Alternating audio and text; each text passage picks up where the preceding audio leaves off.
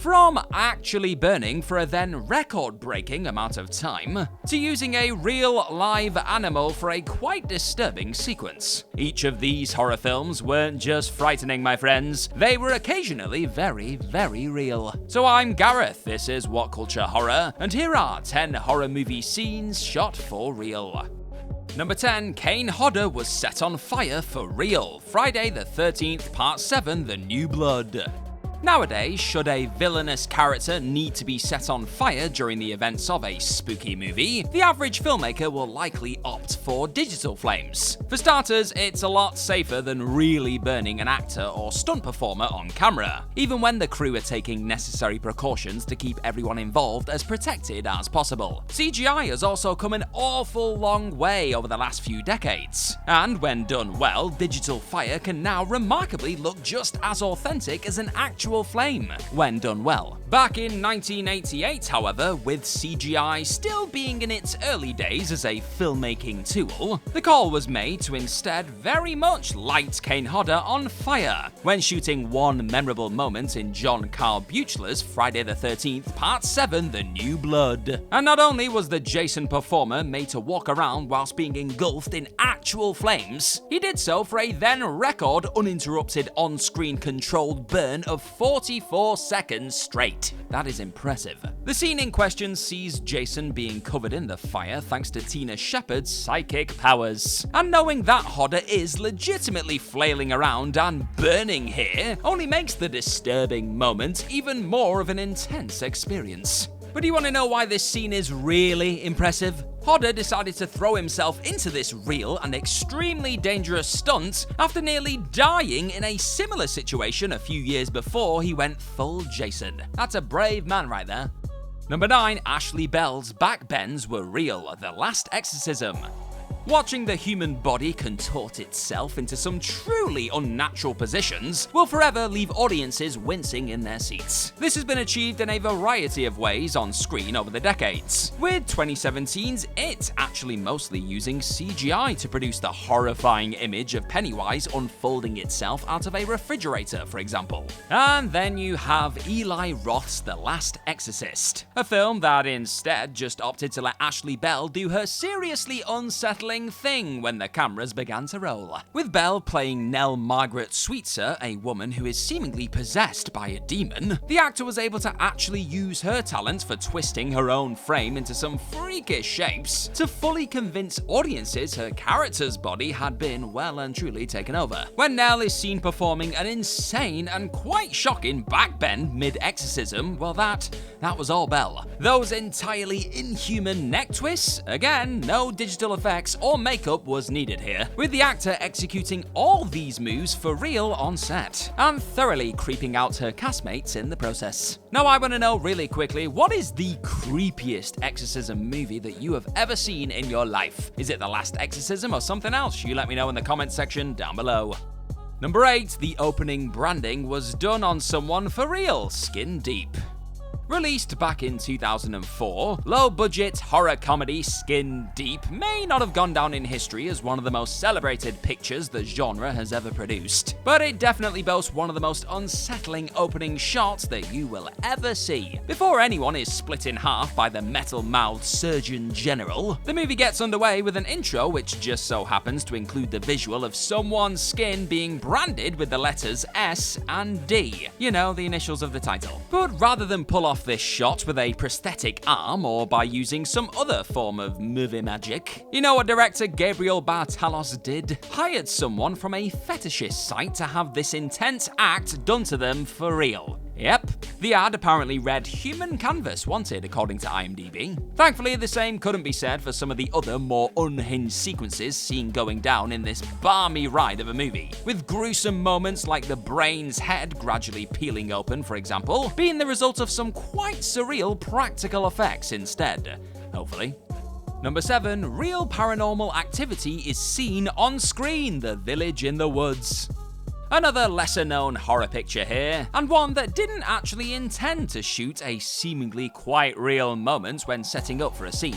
But in the end, director Rain McCormack would ultimately explain that his crew did accidentally end up capturing a quite spooky occurrence whilst filming 2019's scary drama The Village in the Woods. As he'd reveal in an interview on the Nicole Venn Videos YouTube channel, while shooting a scene within the manor house, one of the doors opened itself. Actor Robert Vernon, playing Jason in the scene, then went and reacted to the door, with McCormack just assuming it was the wind that had caused it and keeping the eerie moment in the final cut. As they continued though, the door kept on opening right on cue, and it got to the point when McCormack actually requested for someone to close it. It was getting a bit annoying. Sure enough, the door then closed itself, leading to everyone on set letting out a quite understandable gasp like this.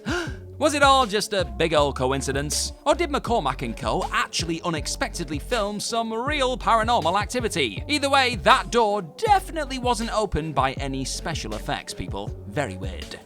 Number 6, Bill Skarsgård's eyes really did that. It, 2017.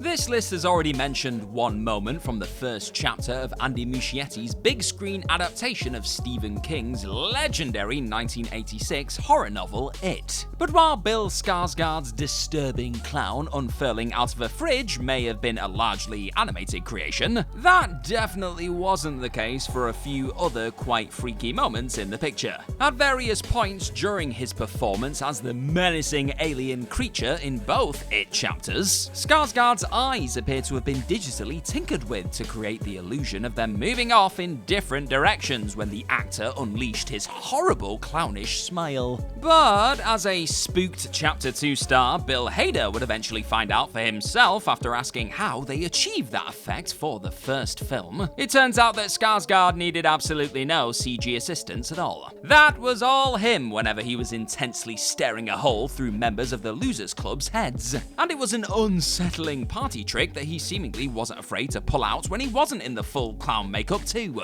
Thanking you very much for checking out this video today, my lovely friend. And if you are enjoying your What Culture Horror experience right now, then hit that subscribe button down below to continue your YouTube journey with us. Number 5, no CGI was used to age down Esther's actor. Orphan First Kill. Focusing on another face that many likely assumed would have been tinkered with digitally, 2022's Orphan First Kill saw the return of Isabel Fuhrman as said Orphan Esther from the prior film. It would eventually be revealed that this orphan was actually a 33-year-old woman called Lena Klammer, with the character having hypopituitarism, easy for me to say. It's a rare hormonal disorder which stunted her physical growth and left her looking like a kid. With there being a rather large gap of over a decade between that first movie and this prequel, however, bringing Fuhrman back in the role certainly felt like a choice. Would William Brent Ball and his team look to de-age Fuhrman digitally to make it seem like she hadn't aged a day since her last appearance as the character 13 years earlier? In a word, nope. Instead, he largely just left Fuhrman's now 24-year-old face alone whenever you could see it on screen, outside of some contact lenses to make her eyes look a bit bigger, using techniques like forced perspective and having her co-stars wear platform shoes to make her look like a 9-year-old girl in this universe. Body doubles were then used for moments that didn't involve seeing her face too. Unlike the rest of the entries on this list, however, you could argue that going real when it came to Fuhrman's face didn't really pay off, with her noticeably older mug unfortunately just being distracting and unintentionally comical throughout. Swing and a miss. Number 4, that was the real London early on, 28 Days Later. One of the most iconic openings in horror history, Danny Boyle's 28 Days Later had viewers utterly gripped within minutes. Following on from seeing how the rage virus ultimately broke out into the world, we jump forward, you guessed it, 28 days after the outbreak, and are introduced to Cillian Murphy's Jim, a bicycle courier who was knocked over and put in a coma just before the world got infected.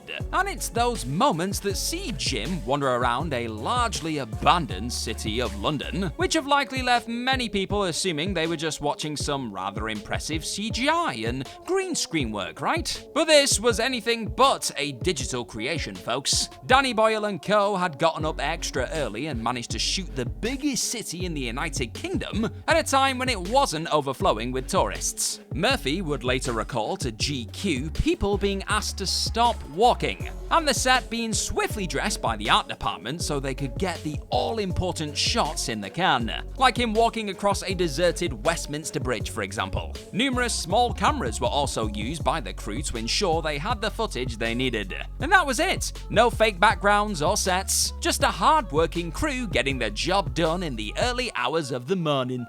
Number 3, Nicolas Cage really ate a bug, Vampire's Kiss.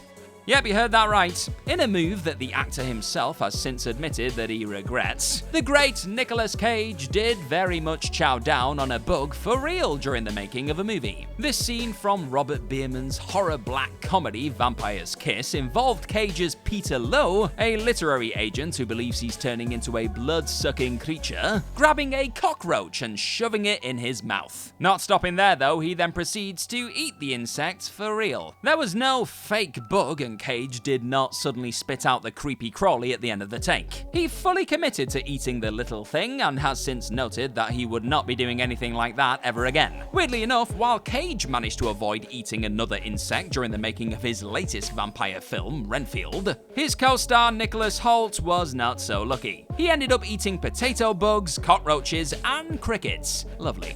Number 2, real dead bodies were used, Unrest. Joining Tobe Hooper's Poltergeist as one of those few horror pictures that opted to go very real when it came to human remains, Jason Todd Ibsen's indie film Unrest went one step further than using actual skeletons. Doing exactly what it said on the tin, with said tin being its trailers, this 2006 picture focusing on a cadaver that is cursed and brings trouble to people that encounter it, put very real corpses on screen throughout. Away from being a unique way to sell the spooky movie to the horror crowd, seeing genuine dead bodies and even autopsies at various points in the film certainly makes those moments within the hospital morgue, again a real one, feel that little more unsettling. The director, who was actually a physician too, would ultimately add that what his team did was respectful of the dead and their spirits when shooting the International Horror and Sci-Fi Film Festival Best Picture for Horror winner. This wasn't just a case of trying to freak people out with real images of the dead though. According to Ibsen, the aim here was to help viewers really understand human anatomy and what death means. That's one way to go about it. Number 1, a real horse was sedated, raw.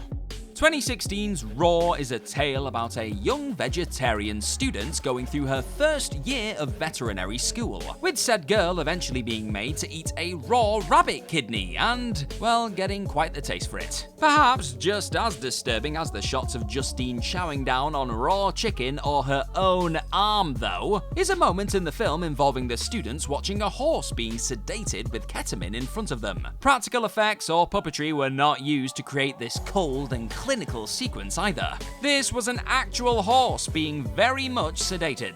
To capture the quite upsetting scene, director Julia Ducournau managed to get permission to shoot a genuine horse sedation that was set to go down at a real veterinary school. The actors were then invited to stand and watch the shocking moment a horse slowly goes limp and drops to the floor, with the director later telling The Guardian that she wanted the scene to show the audience that, like human beings, even magnificent animals like horses are at the mercy of their bodies. She unquestionably showed that with this distressing sedation, and it's definitely a moment, like so many within this acclaimed body horror, that you are not likely to forget in a hurry.